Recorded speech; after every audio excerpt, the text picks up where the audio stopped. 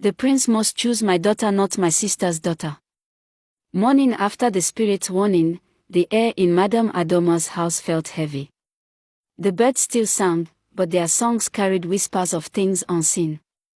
Rugi fetched water from the well, her long braids bouncing softly on her back. The neighbors waved, smiling warmly at her, but she sensed something, like someone watching. Inside, Madame Adoma tightened her wrapper and called Anita into her room. "My daughter," she began, her voice sweet but sharp beneath the surface, "you must not let that orphan girl take what belongs to you. Prince Hossein must see you, not her. Today, we go to the palace." Anita hesitated. "But Mama, the prince already..." "Enough." Madame Adoma snapped, her eyes flaring. "Men are weak, Anita. They see beauty and forget their mind.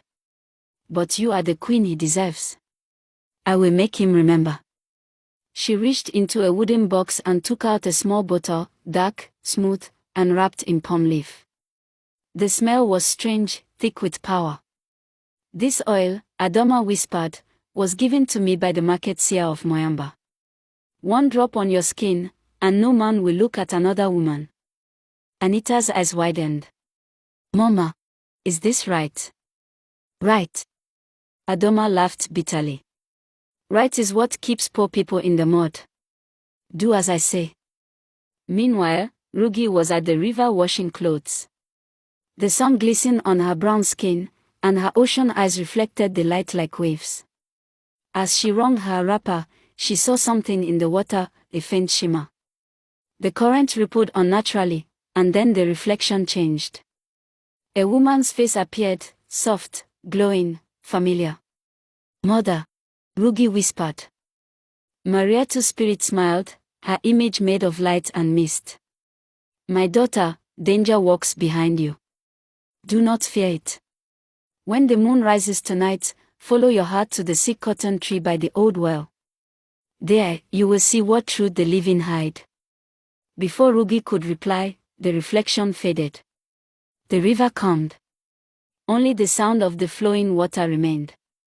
That evening, the palace shone with celebration lights. Musicians played kora and balafon, dancers moved in circles, and every noble family was there to honor the prince's choice.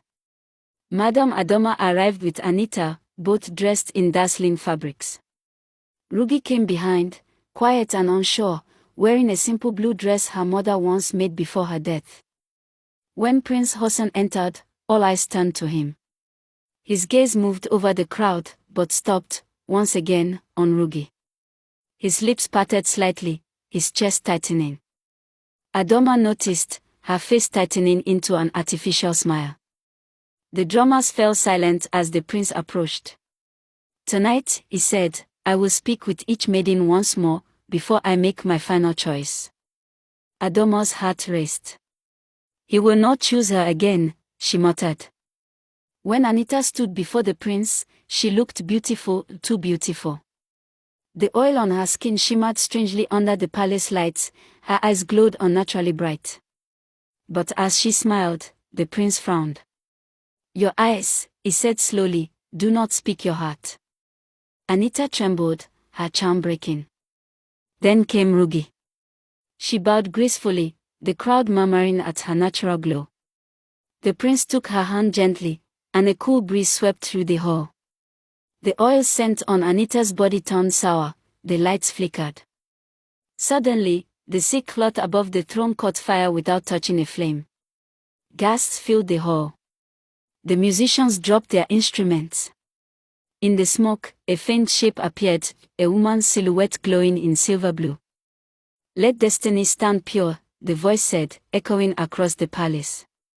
"No magic of envy shall rule this throne." Madame Adoma fell to her knees, shaking. "No. Leave me." But the spirit of Mariatu stood above her, gentle yet commanding. "You cared for my child, Adoma, but your greed blinds your heart. Step aside, or the ancestors will turn your shadow to dust." The fire died out instantly. Silence filled the room. Prince Hossein looked at Rugi and then at the spirit. If she is blessed by the ancestors, then she is blessed for this throne. The crowd erupted in cheers. Drums resumed, faster and louder than before. Madame Adoma covered her face, tears streaming. Anita placed her hand on her mother's shoulder, whispering, "Maybe this is the way it was always meant to be." Outside, as Rugi stepped into the courtyard under the moonlight, a soft breeze touched her cheek. The voice of her mother whispered once more, "My daughter, your crown will not just shine, it will protect." The palm leaves rustled as if bowing to her. The night sky glowed brighter, and from the distance, the ancestors began to sing. To be continued.